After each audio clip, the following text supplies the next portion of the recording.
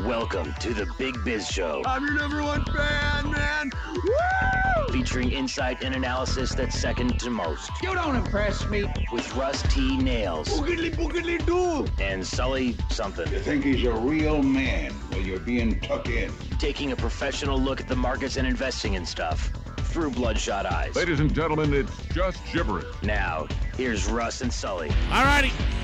From the WS Radio Studios in San Diego, California, the Big Biz Show is on the air. Rusty Nails and Sully, CBS Radio Network, Business Talk Radio Network, American Forces Network in 175 countries and all the ships at sea. And, of course, Biz Television. I hear Biz Television is going to move us over to an even bigger network. What? Yeah, I'm not supposed to say anything yet. Okay, but then it's a shut up. very, very big announcement. We'll wait on that. Okay, we'll just wait. Here's an even bigger announcement. I'll be at Planet Hollywood, Sin City Comedy next week. That's right, the 2nd through the 8th, one show every night, 9 o'clock, Sin City Comedy, burlesque. Are you Girls, talking boys, faster because you think the show will go by faster and then Yeah, you're one the step weekend. away from vacation? Yeah. Is that what it is? Yeah. That's all Come it on, is. man. Okay. Come on. So it's moving up. It's only going to move as fast as it's going to move, buddy. You're right. All right. But Welcome still, to I want to get my plug in because I'm over Well, there we're all looking week. forward to seeing you. That'd be fun. I'm bringing a big group with me. Nice. So if you want to go check me and Russ out and just come say hi and go see some pretty funny comedy, go to the Sin City Comedy Tour at Planet Hollywood, and maybe we can get some if they run into us before.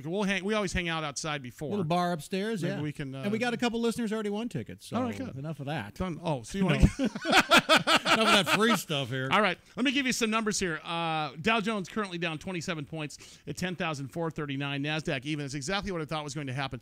I like this that we are creating support here. I would love to close above 10,435. That is our resistance level. We are at 10,434.69 right now. I want 10.5, man. Well, you really want 10,435 because that's where resistance is. We break through resistance and close through that. That's going to be that's not only a psychological issue. That's going to be something that helps us get through towards 10,645. Yeah. Okay. And I know 10,500 is a psychological barrier for you. Yeah, it's a good one. But you're right, exactly right. So we had a revised GDP number today, went down to 2.5% from 2.7. The reason we're slowing down the second quarter of this year was we weren't spending money. Simple as that. We're going to meander for the rest of the summer. I guarantee you it's going to go sideways. We're going to be range bound between 9,900 and 10,500 up and down for the next month and a half. And then September, traditionally the month where the market takes off because we're back from vacation. You got back to school spending. Yeah. You got back from vacation, and you got the holidays. You're ramping up for Halloween. That's retail spending time. But I've been saying this all week. Typically, stocks run up in the last 3 months of the year, but the market has been defying seasonal patterns for some time now. Starting last year, the old sell in May and go away pattern took off when we had a huge rally last summer. Yeah, they didn't go away. We didn't go away this year either. We're hanging in there, and I wouldn't mind going sideways and creating some support for a while. So that's exactly what we're going to do. So anyway, welcome to the program. Lots of stuff going on today. Yeah, like what? Well, I'll tell you what. We got Keith Chambers. Be here with just a second. He wrote Again. the book. Is he here? Oh, Marketing God. 101. Listen, it's the most entertainment we have in the show. Then Troy Hazard, the Thunder from Down Under, talking about small biz today. I'll tell you about next hour in a bit. But first of all, our good friend Keith Chambers in studio. What's up, my brother? Hey, glad to be here. How are you, man? I'm doing great. So how is the biz? I mean, you do good with us, but you're still got to make a living. How is the business of marketing? I mean, are people are companies starting to open up their wallets and start to figure things out? Yeah, they are. They are. My business has been really great through the whole thing. But at the same time, I have observed. You got friends that have had a problem. I have competition that have had some. Some of them have disappeared.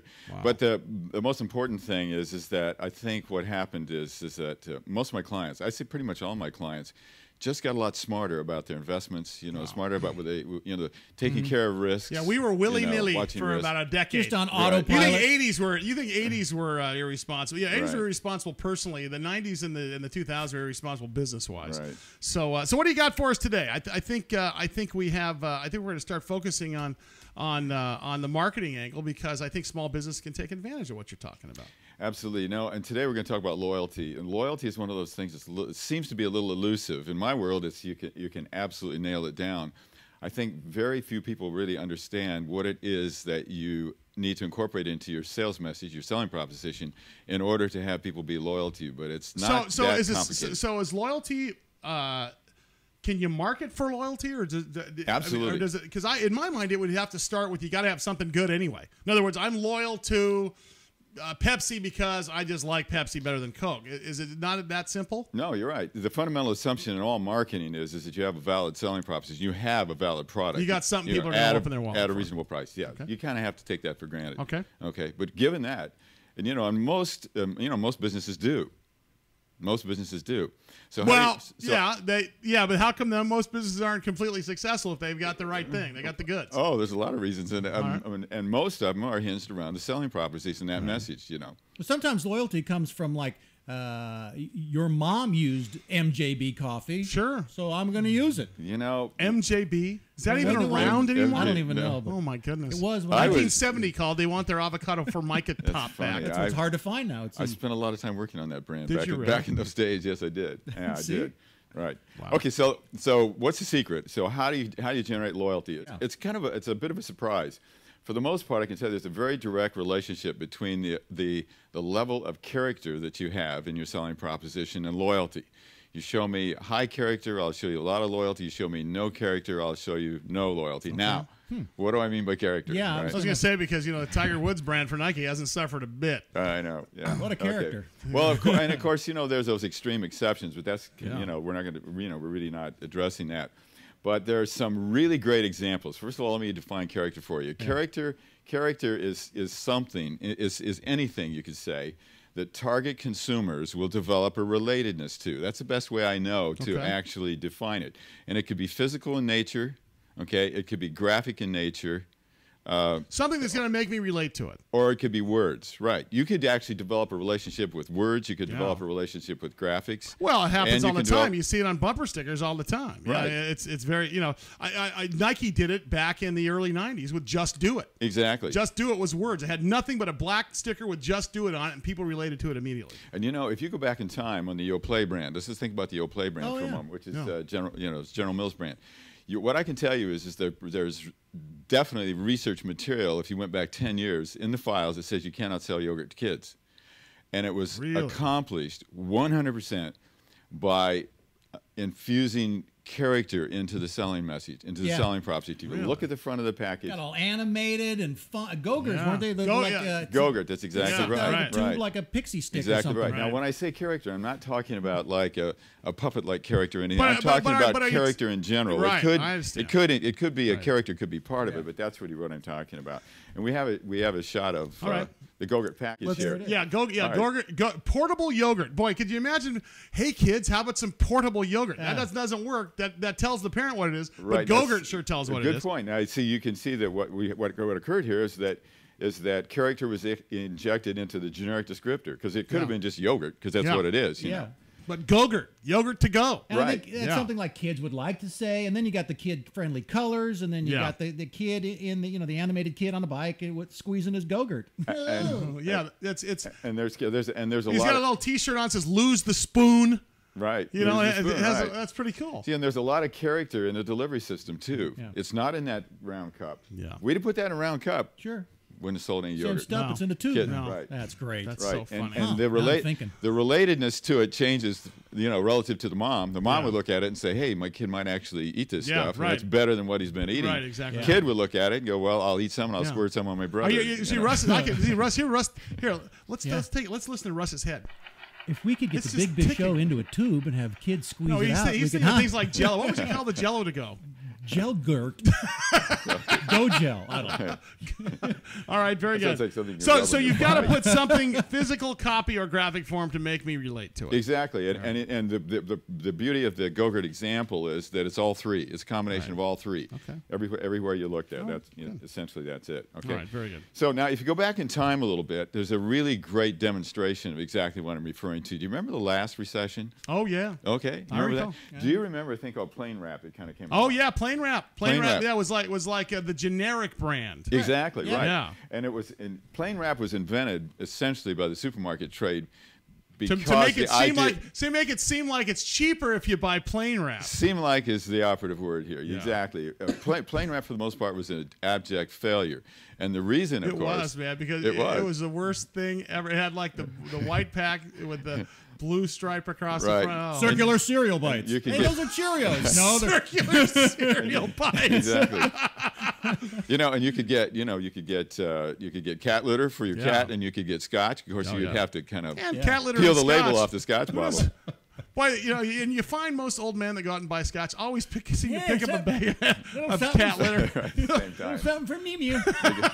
They go hand All in right, hand. very good. Right. So Okay, it's because it had no character that. Well, thing right, did. it failed, but it did provide a lower price point. Of course, there was less margin in it for the trade and so forth. But it kind of worked to.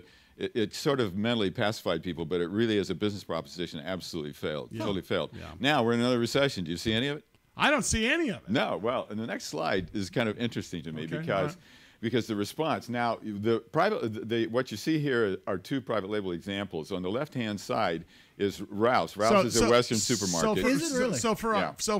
our plain radio wrap. audience, on the right side of the screen we see Vandy Camps. It's got donuts and stuff like that. On the left side of the screen, it looks like the generic stuff that says potting soil, stuffing mix, toothpaste, that type of stuff. Right. And on the left-hand side was what plain wrap looked like. It Right. just had potting soil and toothpaste. If Right. you can imagine Yeah. that. Same. And this was Ralph's, which is a West Coast supermarket chain, Ralph's right? Ralph's is much like Vons or Safeway. If you're Yeah, listening any to of the those East chains. Coast, Piggly it's like Wiggly or a, it's like any a of big, them, it's like a big right. chain. Yeah. All right. Yeah, and theirs happened to be white, and some of them were green, and It's some white. of them were blue, It's and white some of and them were blue. yellow. It's right? just white and blue. Okay, well, on the right-hand side, Vandy Camps, a well-known name. That's just white and blue too, but it's got not a plain ton wrap. it's got a ton of character in it. Now, Yeah. here's the punchline to this one. Vandy Camps essentially is a bakery which went out of business here on the West Coast about 10 years ago. I remember. Okay, Yeah. guess who owns Vandy Camps now? Ralph's. Yes. Yeah, nailed it. Bingo. No Absolutely. So they basically plain wrapped. Right. They plain wrapped their goods by putting into a familiar brand. Yes, exactly. Right. So exactly. that doesn't even exist anymore. Exactly. Oh, So there's no- that's a great idea. Well, Russ, maybe you could Yeah. maybe you could plain wrap your MJB coffee with like a U-band sticker or Senka. We'll get How's that Mexican guy with the donkey again to how come that out of the one? mountains. What was that? Juan Valdez. That was a Friday night, I remember, with you and the That's a Mexican and the different donkey. story. All right, let's That was go. a whole different story there. All right, so by the way, we're talking to Keith Chambers. Keith Chambers wrote a book called Pull. And specifically, it's marketing secrets the Fortune 100 use. And basically, it teaches basic marketing strategy for some of you entrepreneurs here. In other words, you can apply some of this stuff to your own business, even though that Fortune 100 companies use this. And Keith's worked for several. Let me name a couple. Clorox, I'm sure you've heard of that. Del Monte, Campbell's, Coppertone. Maybe you've used some of these in the last week.